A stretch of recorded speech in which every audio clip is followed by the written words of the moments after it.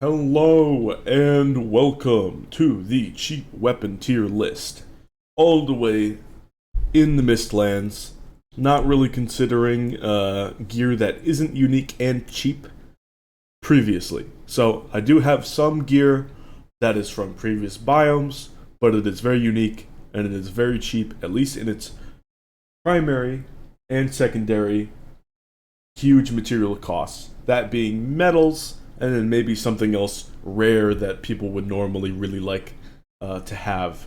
Like, let's say, refined eider in the Mistlands, or Fenris hair for the Fenris for the Flesh Rippers, linen thread for black metal tier weapons, that sort of thing. So, I have my tiers here. What am I judging this on? What are the parameters? Other than the costs.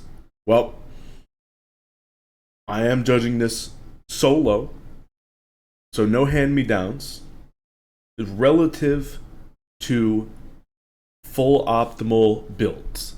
So you got like basically full hotbar full of expensive optimal gear. Maybe you don't want to do that.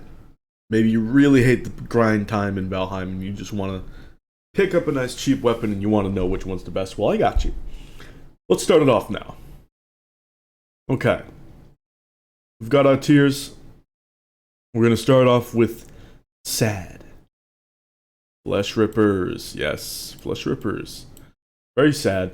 Very unfortunate. Why is that? Well, everything in the Mistlands resists slash, blunt, pierce, seeker-wise.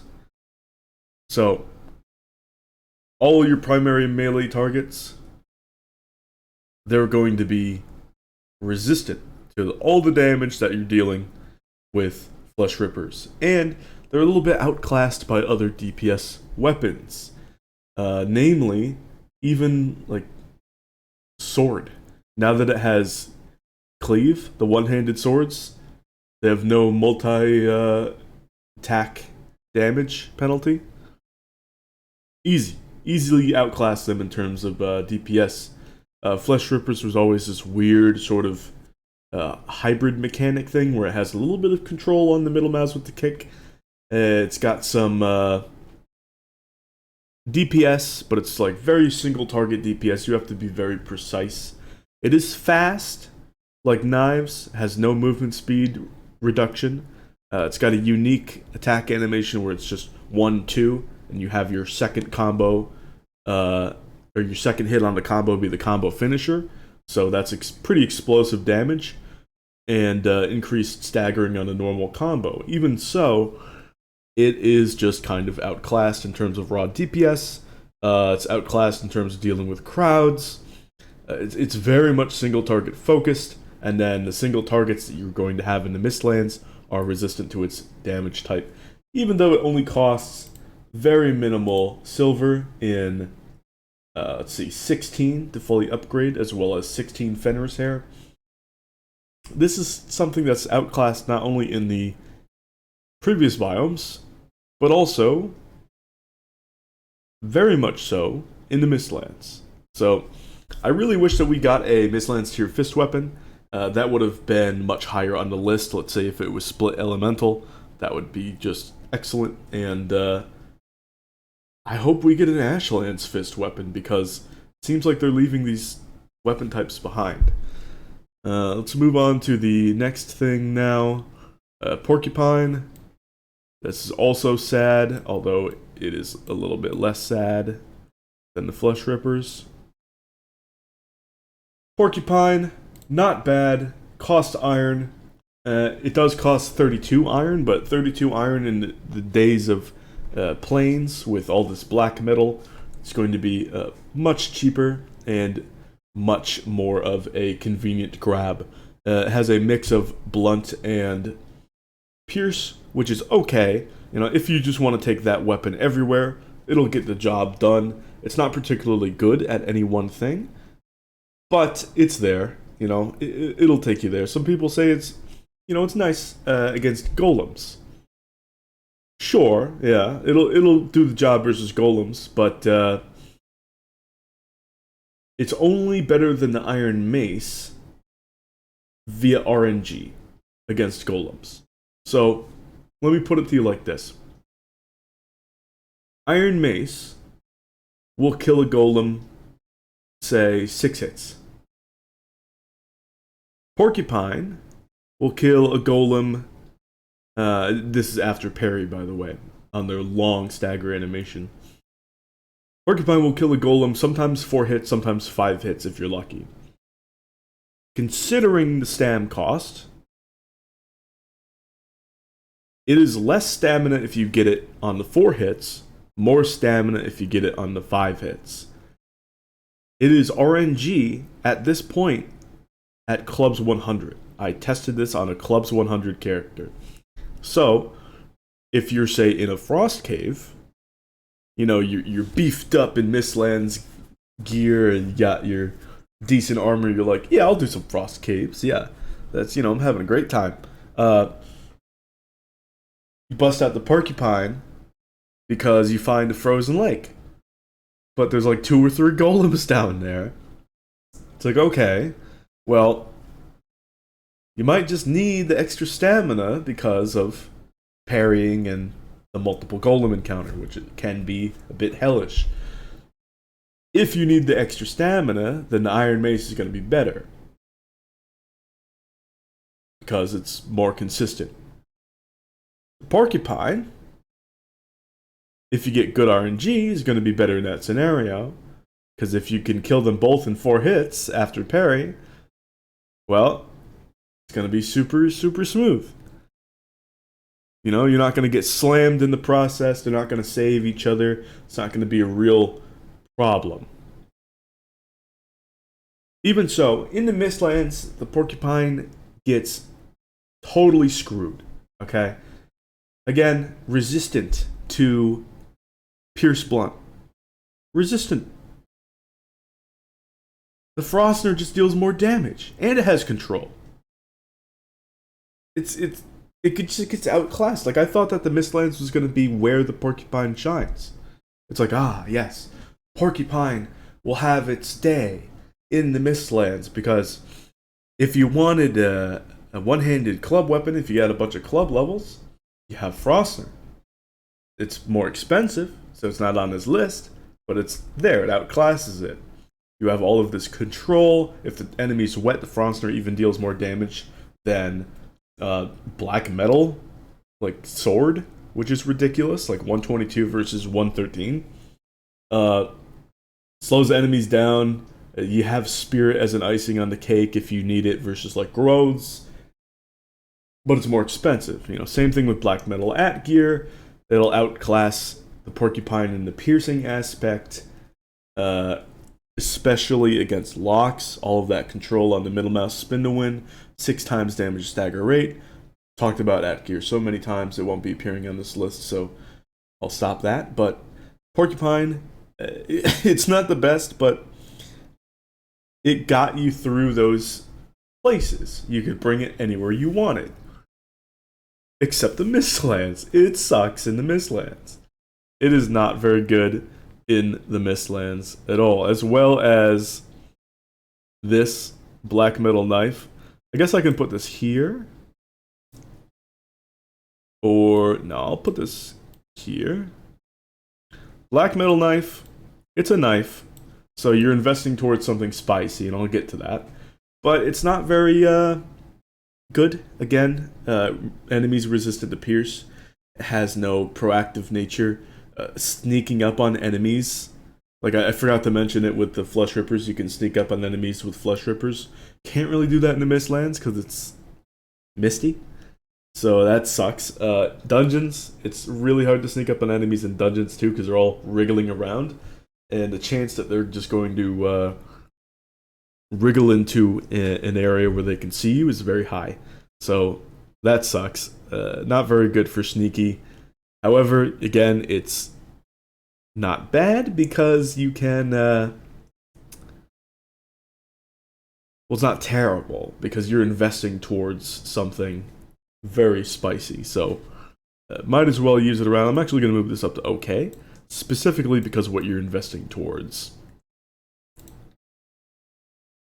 Okay. Yotun bane, Yotun bane. Yotun bane. Sad. It's really sad. It's not as sad. Okay, it's not as sad as the other options, okay? It's not. But it's still sad. This was supposed to be the convenience, the big convenience. The reason why people love axes, they are weapons that can do the job, get the job done, and then also gather wood for you. It's a 2-in-1. Instead of having to craft one thing and then another, you can have one weapon and tool and save on metal. Even if it's relatively expensive compared to other cheap options on this list, it is still saving metal because you're not making two things. So let's look at the cost of the Yotun Bane in terms of resources. The big resources are the iron. Costs 25 iron to get to quality 2, and then 11 refined iron. So the refined iron, not terrible. The iron, not bad. It's like it's same cost as like Mistwalker, so not terrible, but poison damage is so bad. Poison damage is so bad. Sure, it's a bigger wood chopper. Technically has a higher chop value, even if it doesn't show it, than the black metal axe. Poison damage is so terrible. Like, I know Seekers are weak to it. I know Seeker soldiers are weak to poison. Poison doesn't stack. Every time you hit an enemy again, the poison tick is resetting. Now, let's say poison tick lasts 4 seconds. If you hit an enemy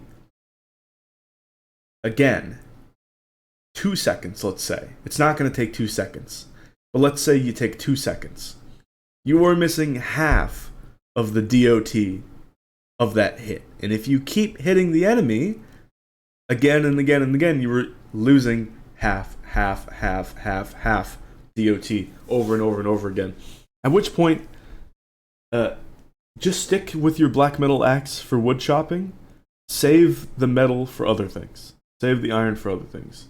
I realize I didn't tell the cost of the black metal knife. Let's see.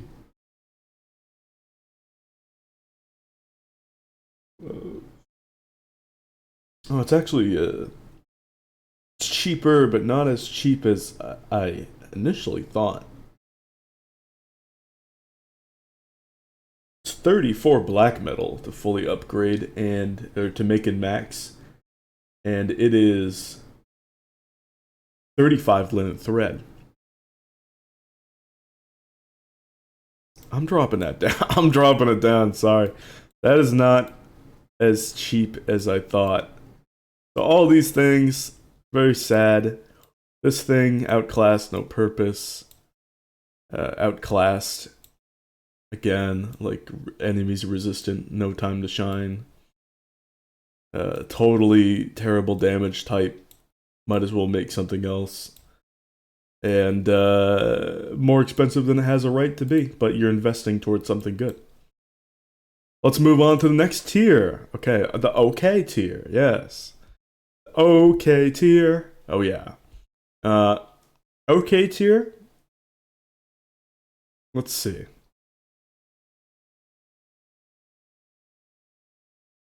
Carapace spear. Now the Carapace spear is the cheapest damn thing on this list. Alright? Cheap. Really cheap. I'm talking really cheap. It does not even cost refined iron or any metals. It is 10 Yggdrasil wood, 4 Carapace, 2 mandible to make, and 5 Yggdrasil wood, 4 Carapace, 1 mandible to upgrade. Cheap. Really cheap, but it's a spear. It's a spear. It comes with all of the jank associated with spear. Bad hitbox on the normal attack. The middle mouse is loud. Why does it have a 30-meter aggro radius on hit? Very good for speedrunning, not good for normal play, especially in the infested mines. You can get swarmed real fast. certain other weapons, even on this list, do not only DPS, but ranged damage better than the spear. And I know we only have like 3 things left. Like, I know. Oh, considering this is it for the one-handers, I'm gonna give a shout to this Carapace shield here. This actually isn't getting put in there. If it was, it's actually optimal, so it's going there. The parry value is phenomenal. It gives a higher block than the Carapace shield. It gives a higher block than anything right now on a parry. So it's really good. But let's talk about Carapace spear some more. Carapace spear. Same thing with other spears. You throw it, throwing it at a yaw, trying to get that underside, you could get huge damage. Huge damage, okay? Nearly one-shotting it, nearly 1,000 damage at Spears 100, right? Absurd.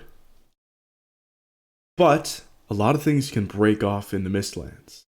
And the Mistlands is very vertical. You miss a throw, your spear is wherever. It could even be in the ocean, because Mistlands is vertical and aquatic. So now the spear is gonzo. You also miss a throw and you get really unlucky. You hit a Dvergr outpost. Now the Dvergr are mad at you. You walk up to this outpost trying to find your spear. You got a couple of 1-star mages on you. That's not a good time. Also, there's the paradox of the spear pickup. Because sometimes you auto pick up a rock that breaks off, or marble that breaks off from a building, or some Yggdrasil wood, or anything. And now you can't pick up your spear, your inventory's full. So you're fiddling with inventory, there's like 12 dudes on you, it's not a good thing. You can turn auto pickup off, but if you do that, then you have to manually pick up your spear after you throw it. And that's just not convenient either. So there's that paradox here where you're getting screwed as a spear main regardless. Even so, it's ranged. It's got DPS. That's going to be better than the knife, the black metal knife by far. So it gets into the okay tier easily. All right. Solid tier is where a normal upgrade to the Flesh Rippers would have been. Like pure physical damage, it would have been in solid tier. Right now, solid tier is technically empty. I was predicting Porcupine to be in solid tier. I was predicting the Yotun Bane to be solid tier. I was predicting an upgrade to the Flesh Rippers to exist and be in solid tier. But right now, we don't have those things, or they are underwhelming. So the solid tier actually remains empty. Actually optimal, Flesh Rippers and particularly the Arbalest. Actually optimal. Since when are cheap weapons actually optimal? Since Mistlands. We're entering the end game of Valheim, and all of a sudden these weapons that are cheap are actually extremely good. Some in more niche situations than others. Skull and Hottie, a little bit more in situations rather than Arbalest, which you can use like at any time and throw in any build, and it's amazing. Let's talk Skull and Hottie, okay? Skull and Hottie. Paired knives. Not bad parry property, ×4. You can parry Seekers with that, no problem. I've seen people parry soldiers even. Not bad at all. Not interested in the parry value. Let's talk about the cost. 10 iron, 10 black metal. And to upgrade it, 4 iron, 4 black metal. That is a total of 28. The black metal knife was a total of 32 metals to max out. Although that's up to quality 4. We've already outclassed that with Skull and Hottie in terms of cheapness and damage overall and the DPS. Because dual wielding, faster attack, just stronger, more staggering. Got that double damage even on Uh, well, it's the same sort of idea for the middle mouse, but it is just a beast with the normal attack. Super, super quick, relatively stamina efficient, cheap. Really cheap for its quality. I mean, this thing, considering it's two-handed and it provides all that benefit from quicker DPS, even quicker than the regular black metal knife on a two-handed weapon, it is an easy swap from any two-hander back and forth and back and forth. So if you are playing with friends, you got hand-me-downs, it's incredible. That's not why it's ranked here. It's ranked here because you can put this on any mage build. You can put this on even an upfront tank build, running 2 health and 1 stamina. It will excel with high stamina. It will excel with low stamina. Playing with friends, you love it. Playing with solo, you're going to have a great time when there's a bunch of seekers and maybe you got some of them that are wandering around. Okay. Change their AI. AI is changed. If they're scuttling here and there, they're an easy target to be taken out quick. Boom, you got one down. Now you focus on the other. You can parry it. You can jump over it. You can close the distance if you know they're coming with the middle mouse. But mainly it's there because you can throw this cheap weapon onto any sort of 1 stamina food build, particularly the Eider stamina build and the health stamina Eider setups. Your pure mage and your battle mage. Considering you have those optimal builds that are very expensive, and this cheap weapon has an optimal purpose in those builds, I kind of want most people to have a pocket skull and hottie. Yeah, it's going to be pretty nice. And it's going to be especially nice when we have more common normal enemies that don't resist slash and pierce. Even so, you're going to be making these kills quickly, and that allows your stam to come back up, or your Eider to come back up, and then you're having a great time again doing whatever you're doing. Actually optimal. Kind of absurd. Really love it. Arbalest, the Mac Daddy of all cheap weapons. This weapon is kind of ridiculous. Let's talk. Total of 12 iron to get it to quality 2 right now. 5 root, 15 wood. That's it. That's it. You probably already have these resources ready from way long ago. Way long ago. This weapon is kind of clunky. It'll reset its loading animation when you hit R to put it away, when you switch weapons, when you jump. It won't reset when you sprint, and it has a weird knockback for you when you fire it. The knockback is actually not bad, because in the Mistlands, you can have these multi-tiered little crags where you have cover here, cover there, cover here, and you can set it up so that y'all encounters are really easy. They get a little close to you, you fire off a shot, and then you let the knockback on yourself push you down for a free dodge into extra cover. And you can repeat that process. It's kind of ridiculous. If you have good spot, a good range, you can take your time loading and firing, moving up to cancel out the knockback on yourself, no problem, and just absolutely demolish y'all from range. Ticks, if they're like way below, waiting for you to hop down, just scuttling around, no problem. It's got the beauty of huge burst damage. Theoretically, really high level crossbows can one-shot y'all with a Carapace bolt. It's kind of absurd to think about. The burst damage is ridiculous, even from stealth. This thing is one-shotting like trolls. Like, you got a troll near your base, you don't want to destroy anything, boom, one shot.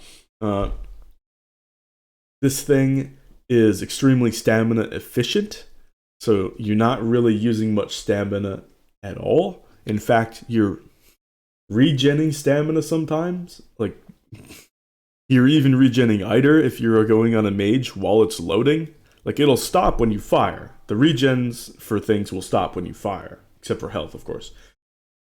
But it'll resume when you're loading.